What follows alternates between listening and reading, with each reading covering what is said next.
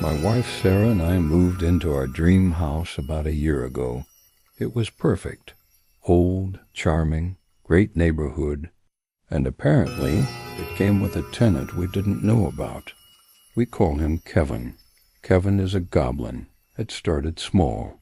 You know, you put your keys on the hook, turn around, and they're gone. You find them a week later in the sugar bowl. Annoying, but you just think you're losing your mind. Then the snacks started disappearing. I'd buy a family-sized bag of my favorite chips, open it, have a handful, and the next day, it's just crumbs and a little note that says, "I owe you." The handwriting is terrible, by the way. Looks like a chicken dipped its feet in ink and had a seizure on the paper. Sarah was in denial for weeks. She blamed me. "David, did you eat all the artisanal cheese I bought for the party?" I'd say, "No, honey, I'm lactose intolerant, remember? And I definitely didn't leave a single tiny bite mark on every single piece." We argued for a solid month before we caught him. It was 3 a.m. I heard a rustling sound from the kitchen. I grabbed a broom, thinking it was a raccoon. I tiptoed downstairs, heart pounding, and there he was. About 3 feet tall, green skin, pointy ears, wearing one of my socks as a hat. He was standing on a chair, one hand deep in a jar of cookies, the other holding my wallet. He froze, looked at me, looked at the cookie jar, then back at me.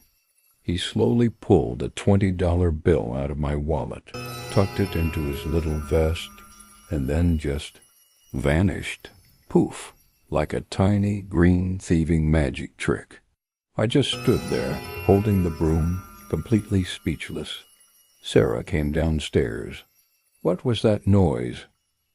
I pointed at the empty space where he was. "We have a goblin." She just stared at me. "David, it's 3 a.m. Go back to bed." But the next morning, my 20 was gone, and there was another "I owe you" note on the fridge, this time with a crude drawing of what looked like a goblin riding a tiny motorcycle. Living with Kevin is an experience. He doesn't pay rent, but he contributes in his own way. For example, he pulls all the sheets off the bed right before the alarm goes off. It's his version of a wake-up call. He'll borrow the TV remote and hide it in the vegetable crisper. Why? I think he finds it hilarious to watch me frantically search for it 10 minutes before my favorite show starts. We've tried to set some ground rules. We left a note on the fridge. "Kevin, please do not hide the car keys. We need them for work." The next day, the note was gone, and my car keys were dangling from the chandelier. Attached was another note. "Try harder." His food preferences are also bizarre. He ignores the healthy stuff. Vegetables? Untouched? Fruit? Nope.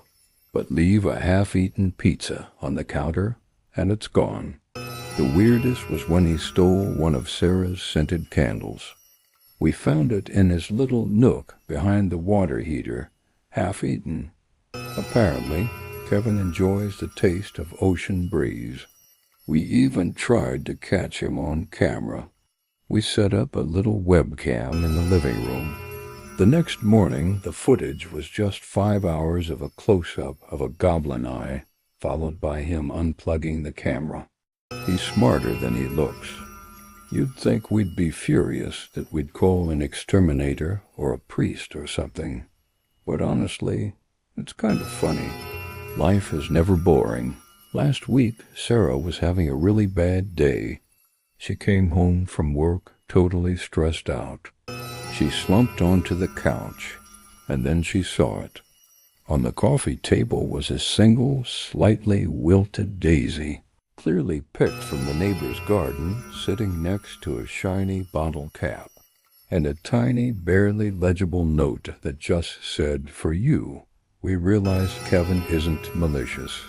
He's just a little troublemaker, a tiny green roommate who thinks it's the peak of comedy to replace the sugar with salt. You learn to adapt. We now buy 2 of every snack. We have a designated decoy wallet with Monopoly money in it. We've bolted the TV remote to the coffee table. So yeah, we live with a goblin. It's weird, it's frustrating, but it's also our life now. And you know what? I wouldn't trade it. Although I would really like my favorite sweater back. Kevin's been wearing it for 3 weeks, and I'm pretty sure he's not going to give it back. I just hope he washes it. So if you ever move into a new house and things start going missing, don't just assume you're forgetful. You might just have a Kevin of your own. Thanks for watching, and if you have any tips for getting goblin-related glitter out of the carpet, please let me know in the comments. Don't forget to subscribe for more weird stories from our very, very strange home. See ya!